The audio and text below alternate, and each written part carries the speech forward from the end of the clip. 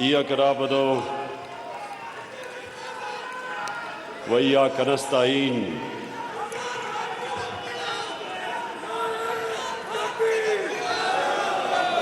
میں تھوڑی خاموش میں سب سے پہلے آج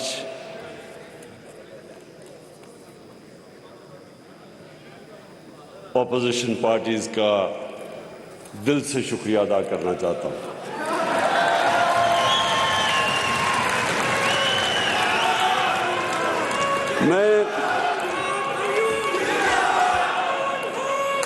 میں ان کا اس لیے شکریہ ادا کرنا چاہتا ہوں کہ انہوں نے لوگوں کو ٹماٹر اور بھلا دی ہیں. اب تک ہمیں عالمی سطح پہ ایک مہنگائی کا سمندر آیا ہوا ہے تو سارا وقت ہمیں بوجھ پڑا رہتا ہے کس طرح ہم لوگوں کے آسانی پیدا کریں, کس طرح مہنگائی کم کریں. یہ سارا وقت میری اور میری ٹیم سوچتی ہے کہ کیا کیا ہم حربے استعمال کریں. لیکن جب سے یہ تھری اسٹوجز کو لوگوں نے ان کی شکلیں جب دیکھی ہیں نا, انہوں نے جب اپوزیشن میں عدم اعتماد کیا ہے تو اب لوگ دیکھ رہے ہیں کہ ایک طرف نواز شریف اور شہباز شریف, ایک طرف سن لیں دوسری طرف آصف زرداری,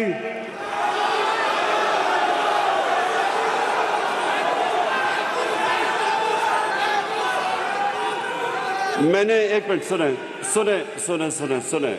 میں نے یہ اپنے لوگوں سے کہا, میں نے کہا دیکھو انہوں نے میرے لیے اتنا میرے اوپر احسان کیا ہے کہ میں ان کو اب برا بھلا نہیں کہنے لگا. صرف تو ایک طرف سن تو لو, ایک طرف نہیں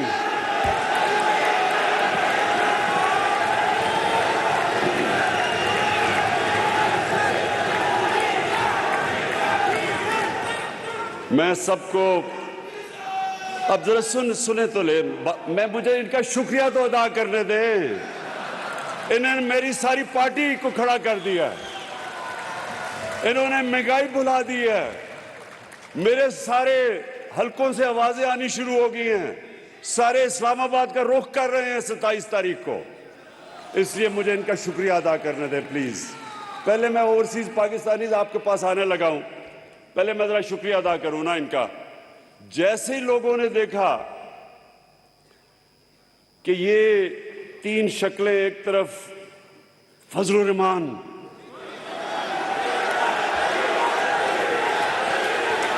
سن لیں اب ذرا سنیں.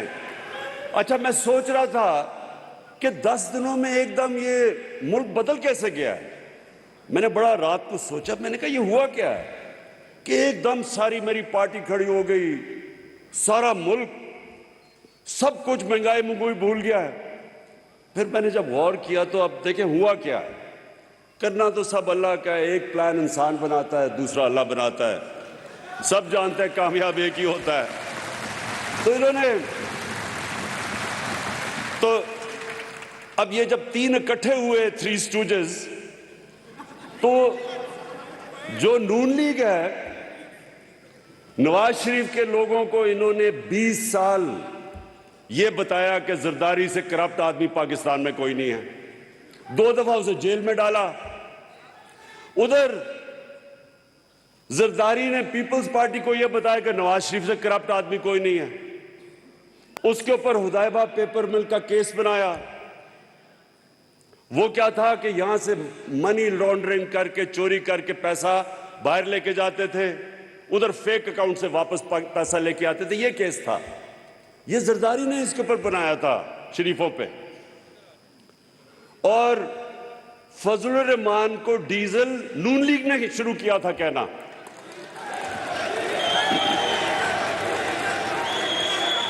نون لیگ کا ایک رنگ باز جس نے فضل الرحمان کا نام ڈیزل رکھا تھا, ہم نے نہیں رکھا اس کا نام.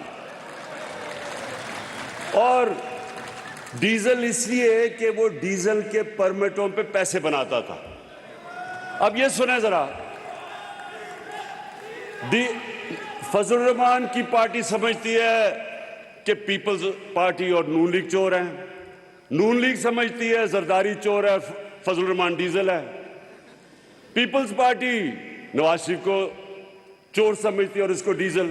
اب یہ جب تینوں اکٹھے ہوئے ہیں تو میں ان کا شکریہ اس لیے ادا کرنا چاہتا ہوں کہ ساری قوم نے دیکھا ہے کہ اگر انہوں نے ملک کو بچانا ہے تو بہتر ہے کہ عمران خان کے ساتھ ڈوب جاؤ.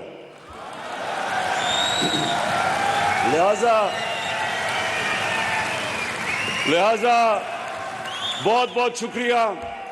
اور ایک منٹ, ابھی نعرے نہیں لگانا کیونکہ بڑا ضروری ہے, میں آپ سے بات چیت کر لوں کیونکہ میں اپنے اوورسیز پاکستانیز کے اوپر بات کرنا چاہتا ہوں. دیکھیں, یہ اللہ کا خاص کرم ہوا ہے اس ملک پہ کہ یہ تینوں اکٹھے ہو گئے اور انہوں نے فیصلہ کیا عدم اعتماد کی تحریک کرنے کا, وہ میرے خلاف وہ کرنے کا. تو میں نے اس دن, آپ یقین کریں, میں نے اللہ سے 2 نفل مانگ کے شکریہ ادا کیا. اس لیے ایک منٹ, ابھی شور نہیں, میں نے اس لیے کیا کہ میں تنگ آ گیا تھا. 3.5 سال جب سے حکومت آئی ہے, کل حکومت گئی, پرسوں حکومت گئی, آج گئی, نااہل ہے, سلیکٹڈ ہے. تو اب جو یہ تینوں اکٹھے ہو کے انہوں نے جو کیا ہے, یہ اب کپتان کی جو یہ بندوق کی نشست ہے نا, یہ تینوں اس کے بیچ میں آ گئے ہیں. اور جو سنیں ذرا, سنیں دیکھیں,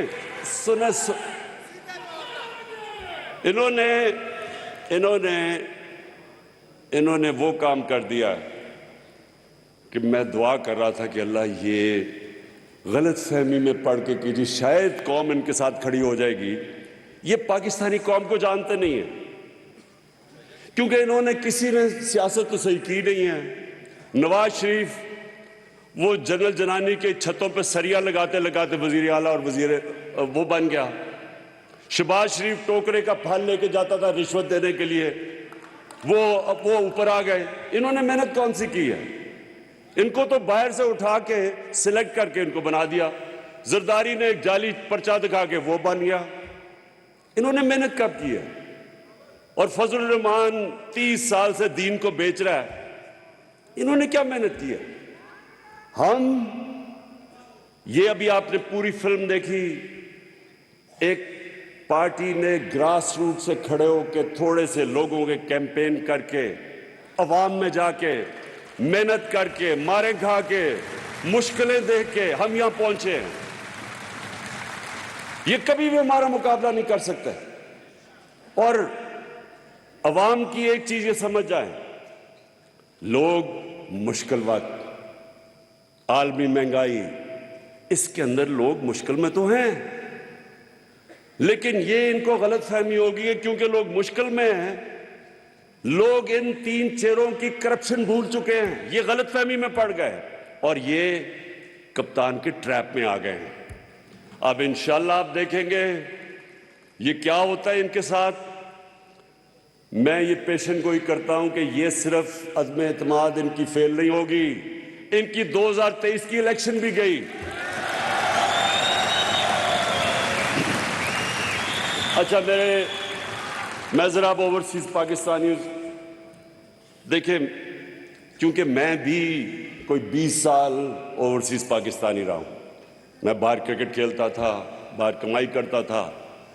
میرا کرکٹ کی وجہ سے اور پھر شوکت خانم کی وجہ سے میرا سب سے زیادہ اوورسیز پاکستانیز کے ساتھ رابطہ رہا. میں ان کی مشکلیں جانتا ہوں, میں ان کی کنٹریبیوشن جانتا ہوں. میں یہ جانتا ہوں کہ جب یہ ایک پاکستانی ملک سے باہر جاتا ہے تو اس کو اپنا ملک یاد آتا ہے، اس کو پھر اپنے ملک کی صحیح معنی میں پتہ چلتا ہے کہ یہ ملک کتنا بڑا اللہ کا تحفہ ہے۔ پھر وہ اندر سے اس کو تکلیف ہوتی ہے کہ ہمارا ملک کیوں نہیں اوپر جاتا، دنیا اوپر جا رہی ہے، ہمارا ملک کیوں پیچھے رہ گیا، اس کو درد ہوتی ہے اس کی۔ وہ جب دیکھتا ہے کہ ہمارے لیڈر چوری کر کر کے پیسہ لندن میں بڑے بڑے محلات لیتے ہیں، اس کو زیادہ تکلیف ہوتی ہے، کیونکہ اس نے محنت سے پیسہ کمایا ہوتا ہے۔ انہوں نے 12 گھنٹے کام کیے ہوتے ہیں جب باہر جا کے کہ اپنے بیوی بچوں کا پیٹ پالے، ان کو اچھے اسکولوں میں پڑھائیں، ان کی تعلیم دے۔ اس لیے وہ جب دیکھتے ہیں کہ لندن کے سب سے مہنگے علاقے میں، مے فیئر میں، جب یہاں سے چوری کر کے پیسہ وہاں لے کے جاتے ہیں، بڑے بڑے محلوں میں رہتے ہیں، بڑی بڑی گاڑیاں چلاتے ہیں، کسینوز میں رات کو یہ بھرے ہوئے ہوتے ہیں، جوا کھیلتے ہیں، تکلیف ہوتی ہے۔ وہ محنت کرتے ہیں، یہ اپنے ملک کا چوری کا پیسہ باہر لے کے جاتے ہیں، ہمارے بیرون ملک پاکستانی وہاں سے کمائی کر کے پاکستان پیسہ بھیجتے ہیں، جس کی ابھی اسد عمر نے آپ کو بتایا کہ ریکارڈ ریمیٹنسز آئی ہیں ہمارے دور میں، اور اس کے اوپر ہمارا ملک چل رہا ہے۔ تو یہ وہاں محنت کر کے پیسہ پاکستان لائیں، وہ یہاں سے چوری کر کے منی لانڈرنگ کر کے پیسہ باہر لے کے جائیں اور عیاشی کریں وہاں، یہ اور ان کے بچے، ان کو تکلیف ہوتی ہے۔ ہمارے وہ محنت کش پاکستانی وہ جب دیکھتے ہیں، ایک تکلیف یہ ہوتی ہے کہ چوری کے پیسے میں عیاشی کر رہے ہیں، دوسری تکلیف یہ ہوتی ہے کہ یہ ملک کو بدنام کر رہے ہیں، کیونکہ جب یہ باہر جاتے ہیں اور یہ باہر محلوں میں رہتے ہیں تو سارے ان کی حکومت کے لوگوں کو، ان کے وزیر اعظم کو، سب کو پتا ہوتا ہے کہ ان کے پیسے کدھر کدھر پڑے ہیں اور کتنا چوری کا پیسہ ان کے پاس ہے۔ آج روسیوں کا جو روس کے بڑے بڑے بزنس مین ہیں، جن کو اولیگارکس کہتے ہیں، ان کے سارے پیسے ضبط ہو رہے ہیں، ان کے آف شور اکاؤنٹ ضبط ہو رہے ہیں، کیونکہ ان کو غصہ ہے روس کے اوپر۔ اس کی وجہ سے یہ ان کے ساری پراپرٹیز، اثاثے، جائیداد وہ ضبط کر رہے ہیں، اور ان کو بھی یہی ڈر ہے۔ یہ جو بڑے اس وقت، یہ جو خاص طور پہ 2 بڑے خاندان جنہوں نے یہاں سے چوری کر کے اربوں ڈالر ان کا باہر پڑا ہے، یہ صرف یہی نہیں کہ چوری کرتے ہیں، ان کا چوری کا پیسہ ہمارے ملک کو غلام کر دیتا ہے۔ وہ کبھی بھی سر اٹھا کے بات نہیں کر سکتے باہر کے لوگوں کے ساتھ، اگر ان کو بھی پتہ ہے دونوں کو کہ ان کا چوری کا پیسہ ہے۔ چوری کا پیسہ ان کو غلام بنا دیتا ہے۔ جب آپ دیکھتے ہیں کہ جناب وہ پاکستان کا وزیر اعظم اوباما کے سامنے بیٹھا ہوا ہے، کام پہ ٹانگ رہی ہیں،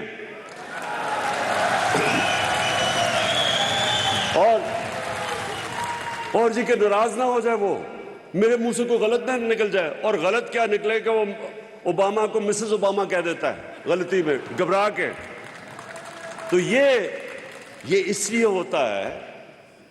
ہوتا ہے کیونکہ ان کو پتہ ہے کہ جس وقت وہ چاہے منی لانڈرنگ میں وہ ان کو پکڑ سکتے ہیں، اور یہ وجہ ہے کہ 22 کروڑ کے لوگوں کو یہ غلام بنا دیتے ہیں۔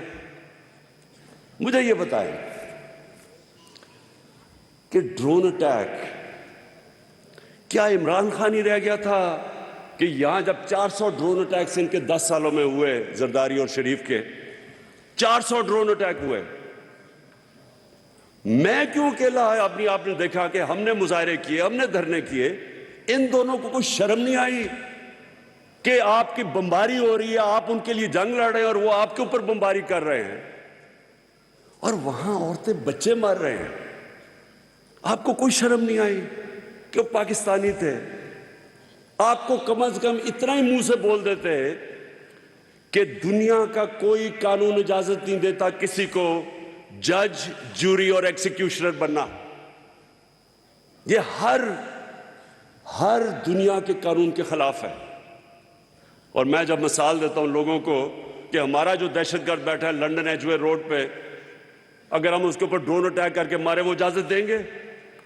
نہیں دیں گے وہ، کیونکہ ان کو ملک میں قانون ہے. وہ اپنے ملک میں کسی کو قانون توڑنے نہیں دیتے.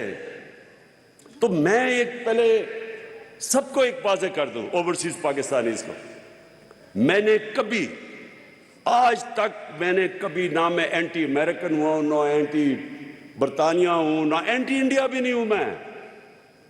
وہ تو کوئی جاہل آدمی ہو جو ایک پورے ملک کے خلاف ہو جائے، اس سے تو بیوقوف آدمی نہیں ہو سکتا، کیونکہ ہر قسم کے لوگ بستے ہیں ملک کے اندر. آپ ایک ملک کے اینٹی کیسے ہو سکتے ہیں؟ آپ ان کی پالیسیز کے اینٹی ہو سکتے ہیں. امریکہ کی وار آن ٹیرر کے میں پہلے دن سے خلاف تھا، میں ہمیشہ خلاف رہوں گا. میں ان کی عراق کی جنگ کے خلاف میں نے لنڈن کے اندر مظاہرے میں نے ڈیمونسٹریشن کے اندر شرکت کی ہے. برطانیہ کے اندر لاکھوں لوگ انہوں نے مخالفت کی جو کہ عراق کی جنگ میں جا رہا تھا ایک جھوٹ کے اوپر، ویپنز آف میس ڈسٹرکشن پہ. میں نے ان کے ساتھ شرکت کی. تو برطانیہ میں آپ کیسے کہہ سکتے کہ میں اینٹی یو کے ہوں؟ کیونکہ ان پر بہت بڑی اکثریت نے اس کی مخالفت کی تھی. آج ہندوستان کے اندر جو یہ ہندوتا، ان کی جو یہ فلسفی ہے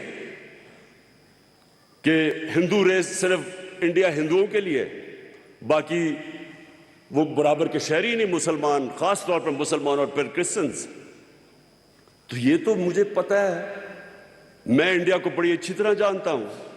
بہت بڑے پڑھے لکھے لوگ ہندوستان کے اس کی مخالفت کر رہے ہیں.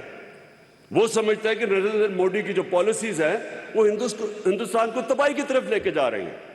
بہت بڑے لوگ ہیں ایسے، ڈرے ہوئے ہیں اس وقت، کیونکہ فیشزم ہے وہاں، خوف ہے وہاں، میڈیا کے اوپر خوف ہے، ججز کے اوپر خوف طاری کیا ہوا ہے انہوں نے. ایک فیشسٹ گورنمنٹ ہے وہاں. لیکن میں اینٹی انڈیا تو نہیں ہوں. ہم بھی دعا کرتے ہیں کہ وہاں کوئی صحیح لیڈرشپ آئے تاکہ وہ ہندوستان میں کشمیریوں کا حقوق دے. وہاں مسلمان ہیں، وہاں ان کو برابر کا شہری بنائے. ہم بھی یہ دعا کرتے ہیں. اور اگر وہ کشمیر میں جو انہوں نے قدم اٹھایا تھا 5 اگست 2019 کا، وہ واپس لیتے تو ہم پھر ان سے اپنے تعلقات نارمل کر سکتے اور بات چیت پہ مسئلے حل کر سکتے ہیں. تو میری مخالفت تو یہ تھی کہ آپ نے اپنے لیے اور قانون بنائے ہوئے ہیں. اپنے ملک میں تو آپ اجازت نہیں دیتے یہ بمباری کر کے لوگوں کو دہشت گردی کے خلاف جنگ اور جج، جوری، ایکسیکیوشنر.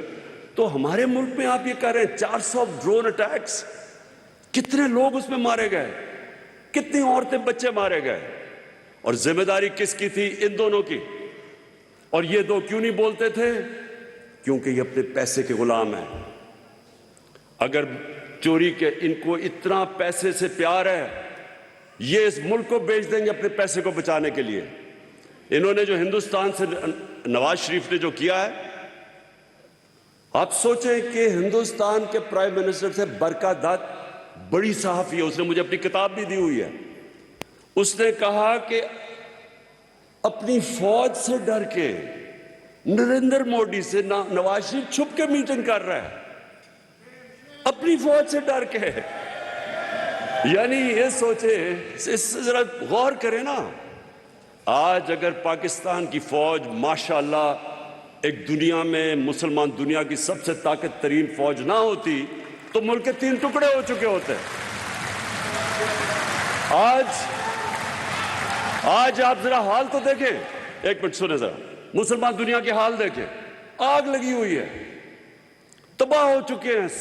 سیریا کو لو، شام لو، لیبیا لو، افغانستان سے کیا ہوا ہے، عراق میں کیا ہوا، صومالیہ میں کیا ہوا، یمن میں، ساری دنیا میں عذاب آیا ہوا ہے.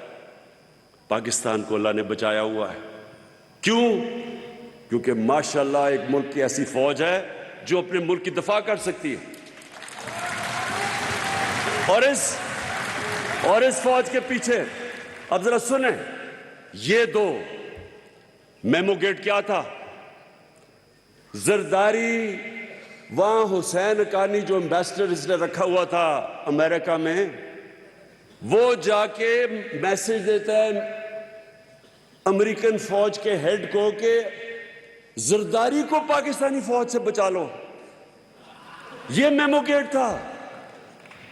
اب حیرت سوچے نا کہ ایک آدمی ان کو یہ کہتا ہے کہ اپنی فوج سے اس کو، ایمبیسڈر کہتا ہے کہ اپنی فوج سے، پاکستان کی فوج سے زرداری کو بچا لو، اور دوسری طرف نواز شریف ڈان لیگز کیا تھی؟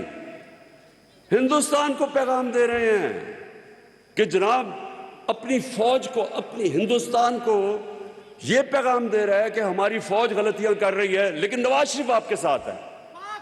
وہ اوہ بس بس بس بس بس سنیں، وہ ہر جگہ نریندر مودی پاکستانی فوج، جب پچھلا آرمی چیف تھے رحیل شریف، ہر فورم پہ وہ کہتا تھا کہ دہشت گردوں کا سردار ہے، اور نواز شریف وہ کہتا تھا یہ تو بڑا اچھا ہمارا دوست ہے۔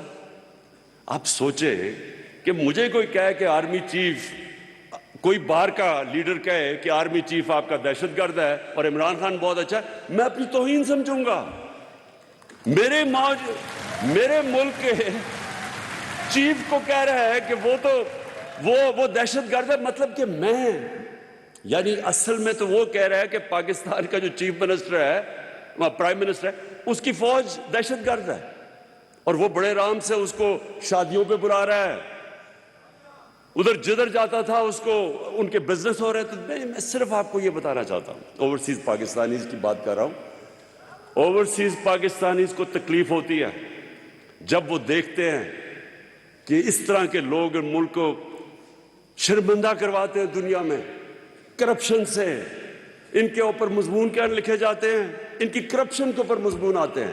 جب ان کے اوپر ایک آرٹیکل چھپتا ہے انگلینڈ کے مین اخبار میں، جدھر زرداری جا کے ہاتھ ملا رہا ہوتا ہے ان کے پرائم منسٹر سے، اور نیچے کیپشن یہ ہوتی ہے کہ وہ اپنے پرائم منسٹر کو کہہ رہے ہوتے ہیں کہ دیکھ کے کہ تمہاری انگلیاں نہ چوری کر لیں ہاتھ ملاتے ملاتے۔ یہ ملک کا یہ سن لیں، یہ اس لیے ہمارے ملک کے اندر، ہمارے ملک کو اس کا وہ وقار نہیں بنا، اس کا مقام نہیں بنا، کیونکہ اس طرح کے لوگ تھے۔ مجھے کئی اختلافات ہیں ذوالفقار علی بھٹو سے، کئی چیزیں انہوں نے بڑی غلط کی، لیکن میں آج یہ کہتا ہوں کہ وہ ایک خوددار لیڈر تھا۔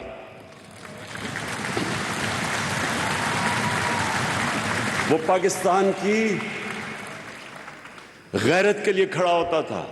اس نے اسلامک کانفرنس بنائی، مسلمان دنیا میں لوگوں کو اکٹھا کیا۔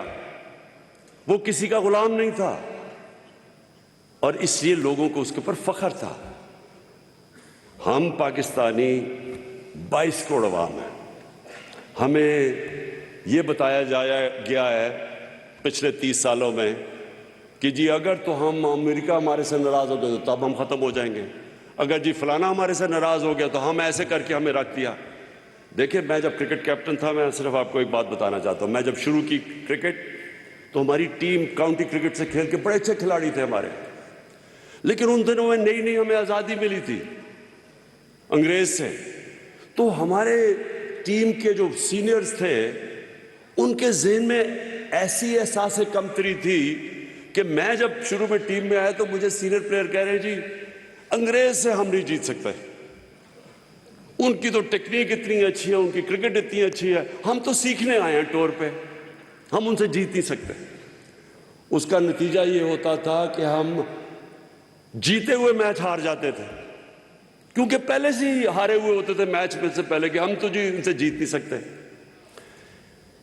ہم جب جیتنا شروع کیا تو ہماری ٹیم اتنی اچھی نہیں تھی، اچھے ہمارے کھلاڑی نکل گئے تھے جب تک میں کیپٹن بنا، لیکن کیونکہ ہم نے احساس کمتری ختم کی تھی، میں نے اپنی ٹیم کو ایک چیز سمجھائی تھی کہ جب آپ قدم رکھتے ہیں تو جب آپ ٹیم میدان دیکھتے ہیں تو پہلے ذہن میں ڈالو کہ یہاں کوئی بھی نہیں جو مجھے ہرا سکتا ہے. جب تک آپ کا یہ ذہن نہیں ہوتا آپ جیت نہیں سکتے. اسی طرح قوم ہوتی ہے. اگر قوم کے اندر آپ ڈال دیں جس طرح یہ انہوں نے 10 سال اپنے ملک کے اوپر ہی بمباری کروائی, اپنے لوگ مروائے, اور ڈرے بات کرتے ہوئے کہ جی وہ ناراض نہ ہو جائے امریکہ. دیکھیں, امریکہ کے لوگوں کو پتہ ہے کہ جب کوئی اپنے ملک کے مفادات کے لیے کھڑا ہوتا ہے وہ اس کی عزت کرتے ہیں, جب وہ ان کے پیروں میں گر جاتا ہے وہ اس کو استعمال کرتے ہیں. ہم 80 کی دہائی میں ہم نے امریکہ کے ساتھ مل کے افغان جہاد لڑی. جیسے وہ جہاد ختم ہوئی 8-9 سال کے بعد روس سوویت یونین ہار گئی, ہمارے اوپر سینکشنز لگا دی انہوں نے. اس کے بعد پھر جب 9/11 کے بعد ان کو ہماری ضرورت پڑی, جارج بش نے کہا کہ میں کبھی پاکستان, اس نے ہمیں کہا کہ اب اس باری ہم پاکستانی کو ابینڈن نہیں کریں گے, پہلے ہمارے سے غلطی ہوئی اب نہیں کریں گے. جو ہمارے ملک کو ذلت اٹھانی پڑی, یہ جو وار آن ٹیرر کے اندر 80,000 پاکستانی مرا, 80,000 پاکستانیوں کی جانیں گئی, اکانومی اجڑ گئی, قبائلی علاقہ تباہ ہو گیا, 35 لاکھ لوگوں نے نقل مکانی کی. کسی نے ہمارا شکریہ ادا بھی نہیں کیا, کسی نے یہ بھی نہیں کہا کہ پاکستانیوں آپ نے ہمارے لیے قربانی دی. ان کی غلطی نہیں ہے, ہماری غلطی ہے. اگر ہم استعمال ہونا چاہیں دنیا ہمیں استعمال کرے گی, اگر ہم اپنی عزت نہیں کریں گے دنیا عزت نہیں کرے گی.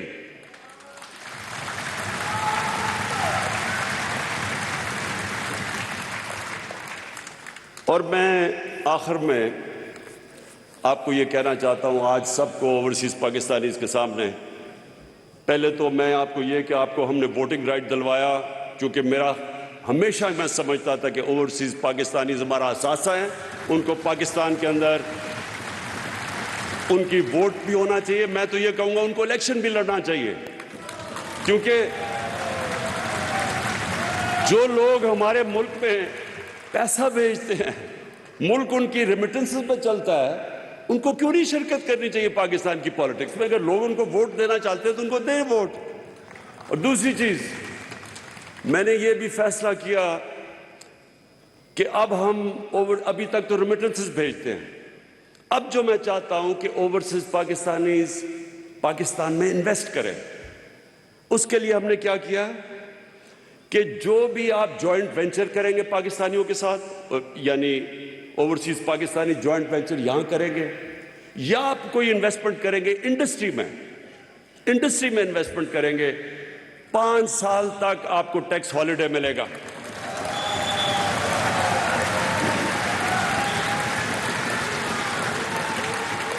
اور باقی سارے جتنے آپ کے پرابلمز, آپ کو وہ سکسیشن سرٹیفکیٹ, وہ جو ڈیجیٹل ہم نے کروا دیا آپ کا پاور آف اٹرنی, وہ ہم نے آپ کی ڈیجیٹل کروا دی ہے. اور انشاءاللہ ہر وقت آپ دیکھیں گے کہ آپ کے لیے آسانیاں پیدا. میں نے اپنی مشنز کو کہہ دیا ہے, اپنے ایمبیسڈرز کو, کہ آپ کا سب سے بڑا کام یہ ہوگا کہ آپ نے ہمارے اوورسیز پاکستانیز کی زندگی آسان کرنی ہے, ان کے لیے آسانیاں پیدا کرنی ہے بجائے مشکلات کرنے کے لیے. اور میں آخر میں جو بات کہنا چاہتا ہوں وہ یہ, میں چیلنج کرتا ہوں, یہ میں آج کھڑا چیلنج کر رہا ہوں کہ یہ جو ہم نے 3.5 سال میں پاکستان کے لیے جو مشکل حالات میں ہم نے کیا, میں چیلنج کرتا ہوں کہ پاکستان کی تاریخ میں کسی گورنمنٹ نے 3.5 سال میں اتنا زیادہ کام نہیں کیا. اور میں سن لے ذرا, سب سے پہلے اب سنیں, کبھی ملک ترقی کر ہی نہیں سکتا جب تک آپ کی ایکسپورٹس نہ بڑھیں. کوئی ملک ترقی نہیں کر سکتا کیونکہ ویلتھ کریشن ہی نہیں ہوتی جب تک ملک میں زیادہ ڈالرز نہ آئیں. ہماری ایکسپورٹس, اب سوچیں کہ پچھلے 10 سال میں ایکسپورٹس, ابھی اسد نے جو بتایا, نہ بڑھنے کے برابر تھی. ہمارے سے سب آگے نکل گئے. 20 سال پہلے ہم ساتھ ہی تھے بنگلہ دیش کے, ویتنام کے, کمبوڈیا کے, ہم ان کے ساتھ تھے. سارے ہمارے سے آگے نکل گئے ایکسپورٹس میں، ملک وہیں کا وہیں کھڑا ہے. تو آپ پاکستان کی ریکارڈ ایکسپورٹس ہوئی ہیں، اور انشاءاللہ جو ابھی فگرز آ رہی ہیں، جو ہماری توقع تھی اس سے بھی زیادہ ایکسپورٹس ہو چکی ہے پاکستان کی. ریمیٹنسز آپ کی وجہ سے ریکارڈ ہوئی ہیں. ہم نے انسینٹیوز دیے لوگوں کو کہ بینکنگ چینل کے ذریعے پیسے بھیجیں، وہ ریکارڈ ہوا ہے. پھر پاکستان کی تاریخ میں سب سے زیادہ ٹیکس کلیکشن ہوئی ہے، جو کبھی سوچ بھی نہیں سکتا تھا کہ 6,000 ارب تک ٹیکس اکٹھا کر لیں گے، وہ ہم نے کیا. اور یہ کس ٹائم پہ؟ ساری دنیا کے اندر کرونا کا عذاب آیا ہوا تھا. جو برطانیہ میں بیٹھے اور جو امریکہ میں بیٹھے لوگ یہاں بیٹھے ہوئے ہیں، آپ سوچیں آپ کے اوپر کیا گزری تھی، کس طرح کے حالات میں آپ نے سامنا کیا. وہ مہنگائی آج کا کتنی آئی ہوئی ہے آپ سب جانتے ہیں. ہم دنیا نے جس طرح اسد نے کہا، دنیا نے اکنالج کیا کہ جس ملک میں سب سے زیادہ اہلیت تھی، سب سے زیادہ کمپٹنس تھی اس مشکل وقت سے ڈیل کرنے کی، وہ ٹاپ پہ پاکستان تھا. اور اس دور میں اپنے لوگوں کو بھی بچایا، اپنی اکانومی کو بھی بچایا. 5.6% گروتھ ریٹ ہوئی، جو کوئی تصور بھی نہیں کر سکتا تھا. ایشین ڈیولپمنٹ بینک کا بھی وائس پریزیڈنٹ، اس نے کہا ہمیں حیرت ہے کہ پاکستان جس طرح اوپر گیا. بل گیٹس نے آ کے پاکستان کے ماڈل کی تعریف کی. اکانومسٹ نے پاکستان کو رکھا کہ انہوں نے جس طرح نکلے ہیں اس مشکل وقت سے. اور ٹیکس کلیکشن اس وقت پہ 6,000 ارب ریکارڈ پہ لے کے گئے، اپنی ٹارگٹ سے آگے نکل گئے. اور میں نے جب آیا تھا، میں نے پہلے کہا تھا کہ میں انشاءاللہ اس ملک میں 8,000 ارب روپیہ سالانہ اکٹھا کروں گا ٹیکس میں. میں اس سے زیادہ اکٹھا انشاءاللہ آپ کو کر کے دکھاؤں گا، کیونکہ جب پیسہ آئے گا تو ہم اپنے لوگوں پہ خرچ کریں گے، ہم اپنے انفراسٹرکچر ڈیولپ کریں گے. ہماری جو 4 فصلیں تھیں جو بھی بتایا، اس نے 4 ریکارڈ فصلیں ہوئی ہیں پاکستان کی تاریخ میں. 1100 ارب روپیہ گیا دیہات کے اندر. 65% پاکستان دیہات میں ہے. کبھی پاکستان کے دیہات میں اتنا زیادہ پیسہ نہیں گیا. ان کو قیمت بھی ملی اور فصل بھی ریکارڈ ہوئی اور قیمت بھی کسانوں کو ملی. کبھی ایسے قیمت نہیں ملی. ہاں مہنگائی ہوئی، لیکن جو ان کو اضافی پیسہ گیا 1100 ارب روپیہ، جو اس وقت خوشحالی وہ ریفلیکٹ ہوتا ہے. Record motorcycle sales, record tractor sales, record گاڑیوں کی سیلز، کیونکہ لوگوں کے پاس پیسہ آیا ہے. ریکارڈ اس وقت ٹیکسٹائل انڈسٹری نے سارے ریکارڈ توڑ دیے ہیں. ہم جب آئے تھے ٹیکسٹائل انڈسٹری فیصل آباد میں بند پڑی تھی. ٹیکسٹائل انڈسٹری کو ریل اسٹیٹ میں کنورٹ کر رہے تھے لوگ. آج مزدور نہیں ملتے ٹیکسٹائل انڈسٹری کے لیے. ساری پرانی انڈسٹری چلنی شروع ہو گئی ہے. یہ ہماری پالیسیز کی وجہ سے ہوا. آئی ٹی، ساری دنیا آگے نکل گئی ہے، انفارمیشن ٹیکنالوجی میں ہمیں پیچھے چھوڑ گئی. صرف 2 سالوں میں 75% انکریز آیا ہمارا آئی ٹی کے اندر، کیونکہ ہم نے پالیسیز چینج کر دی ہیں. کنسٹرکشن میں ہم نے اپنے لوگوں کو بچایا. 1500 ارب روپیہ کبھی بھی اتنا زیادہ کنسٹرکشن میں جنریٹ نہیں ہوا جو ریلیٹڈ انڈسٹریز تھی. تو میں آج یہ جو ساری اپوزیشن کو چیلنج کرتا ہوں، کسی چیز میں ہمارا مقابلہ کرو، ہر چیز میں ہم تمہارے سے آگے ہیں. کہتے ہیں جی بڑی مہنگائی ہے. جب یہ تینوں باریاں لے رہے تھے، پیپلز پارٹی کا جب دور تھا، تو تینوں ہی پاور میں تھے، کیونکہ انہوں نے مکہ کر کے 10 سال حکومت کی ہے. جو پیپلز پارٹی کا 5 سال کا دور تھا، اس میں ہمارے سے زیادہ مہنگائی تھی. اس کے باوجود کہ دنیا میں وہ مہنگائی نہیں جو آج ہے. امریکہ میں 40 سال کے بعد اتنی مہنگائی ہوئی ہے، برطانیہ میں 30 سال کے بعد. تو اس کے باوجود ان کی مہنگائی ہمارے سے زیادہ تھی. کوئی انڈیکیٹر لے لو، ہماری تعلیم لے لو. پہلی دفعہ پاکستان کی تاریخ میں یکساں تعلیمی نصاب ہم لے کے آئے ہیں. کبھی کسی نے نہیں سوچا اس چیز کا. اور ہمارا سب سے بڑی چیز، میں چیلنج کرتا ہوں کہ جو ہماری گورنمنٹ نے پہلی دفعہ کوشش کی اپنے نچلے طبقے کو اٹھانے کے لیے، کبھی اس طرح کی کوشش پاکستان کی تاریخ میں نہیں ہوئی. ہیلتھ کارڈ، آپ امریکہ انگلینڈ بیٹھے ہیں، کہیں بھی آپ کو ہیلتھ انشورنس نہیں ملتی پیسے دیے بغیر. یہ ہم کر رہے ہیں پاکستان میں کہ ہر خاندان کو ہم 10 لاکھ روپیہ دے رہے ہیں ہیلتھ انشورنس میں مفت, ہر خاندان کو دے رہے ہیں. یہ کوئی تصور بھی نہیں کر سکتا غریب ملکوں کے اندر. اور اسی لیے ہی یہ ڈاکوؤں کے ٹولوں کو ڈر لگا ہوا ہے. اس ٹولے کو ڈر لگا ہوا ہے کہ یہ جو کر رہے ہیں آگے تو ان کی دکانیں بند ہونے لگی ہیں. 50 سال کے بعد پاکستان میں ڈیمز بن رہی ہیں. 50 سال پاکستان کوئی ڈیم نہیں بنی. اب پانی بچانے کے لیے پہلی ڈیم 2025 میں ممن ڈیم بڑی ڈیم ہے, 2026 میں داسو ڈیم اور 2028 میں باشا ڈیم بنے گی, جس سے دگنی ہو جائے گی ہماری پانی کی سٹوریج. اس کا مطلب ہم اور زیادہ گندم اپنا پانی دے سکیں گے اور علاقوں کو پانی کے نیچے لا سکیں گے. کہنے کا مطلب آخر میں یہ ہے کہ میں چیلنج کرتا ہوں اپنے میڈیا والوں کو, اپنے اکانومسٹ کو, ان ساری پارٹیز کو, کبھی ہمارے ساتھ ڈیبیٹ کرو. ہم آپ کو ثابت کریں گے کہ آپ تو 30 سال 35 سالہ باریاں لیتے رہے ہیں. ہم نے 3.5 سال میں جس طرح کی پاکستان میں امپروومنٹس کیے ہیں پاکستان کی تاریخ میں کسی نے نہیں کی. نیشن بلڈنگ کی ہے, رحمت للعالمین اتھارٹی اپنے بچوں کی تربیت کرنے کے کیے ہے. لوگوں کو پتہ تو چلے ملک بنا کیوں تھا, سیرت نبی کیا تھی, کیسے نبی صلی اللہ علیہ وسلم نے لوگوں کے کیریکٹر بدل دیے, لیڈر بنا دیا, لوگوں کو دنیا کی امامت کروائی. پتہ ہی نہیں ہمارے لوگوں کو کہ پاکستان تو بنا ہی اس لیے تھا.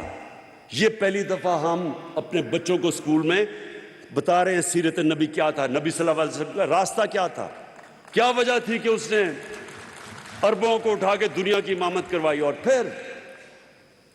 اور پھر یہ یاد رکھیں کہ جو ہمارے دور کے اندر ہم نے دنیا کے اندر اپنے نبی صلی اللہ علیہ وسلم کی جو بے حرمتی ہوتی تھی, ان کی شان میں گستاخی ہوتی تھی. 30 سال فضل الرحمان اسلام کو بیچ رہا ہے. میں نے 3.5 سال میں آج پریزیڈنٹ پوٹن کے منہ سے نکلا ہے کہ آزادی کے رائے, آزادی صحافت کے نام پہ آپ نبی صلی اللہ علیہ وسلم کی شان میں گستاخی نہیں کر سکتے.